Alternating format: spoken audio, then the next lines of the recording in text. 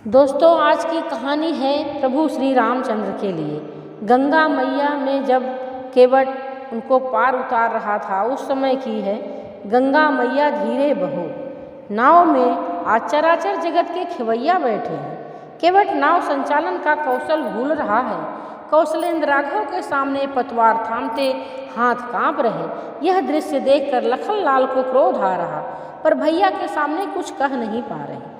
कसमसा के आग्नेय नेत्रों से केवट की ओर देख लेते हैं।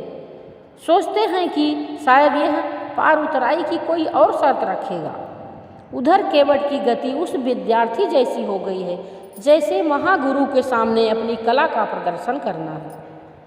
कभी भगवान राम की तरफ देखता, कभी डांड इधर उधर करता, कभी नाव के बीच जाकर लग्गे को पानी में डालता। नाव डगमगा कर चल रही है। गंगा मैया प्रभु के चरण छूना चाहती। लहरें ऊंची हो रही हैं। केवट तेजी तेजी चप्पू चला रहा। आज कड़ी परीक्षा का दिन है। गंगा का बहाव तेज हो रहा है। मन ही मन केवट गंगा मैया से प्रार्थना करता है, आज सकुशल पार करा दो। कहीं भगवान को यह न लगे कि नाव चलाने में मैं अभी कच्चा हूँ, नहीं तो अपनी बिरादरी से निकाल देंगे। मैं भी तो उनके जैसा ही नाविक हूँ। वह बहुत बड़े हैं, मैं बहुत छोटा, पर नाव दोनों खेते हैं। केवट द्रवित भाव से गंगा मैया से गुहार लगाता है। मेरी नैया में बैठे राम, गंगा मैया धीरे बहो। मेरी नैया में लक्ष्मण राम, गंगा मैया धीरे बहो। लहरों को ले लो तनिक थाम, गंगा मैया धीरे बहो।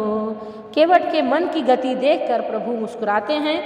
गंगा जल को स्पर्श कर कहते हैं, हे सीता, हे लक्ष्मण, इस जल को स्पर्श करो। इसी जल से हमारे पुरखे तरे थे। गंगा नदी नहीं नाव है, ऐसी नाव जिसे छूते ही पाप की गठरी अपने आप छूट जाती है, जिसके सहारे प्राणी मुक्ति लोग पहुंच जाते हैं। लक्ष्मण और माता सीता गंगा को स्पर्श कर प्रणाम करते हैं। लक्ष्मण का क्रोध शमित होता है, लहरें शांत होती हैं, नाव उस पार पहुंचती है। माता उतराई के लिए अंगूठी उतारती है। केवट पैरों में गिर पड़ता है। अरथ न धर्म काम रुचि गति, न चहऊँ निर्वाण।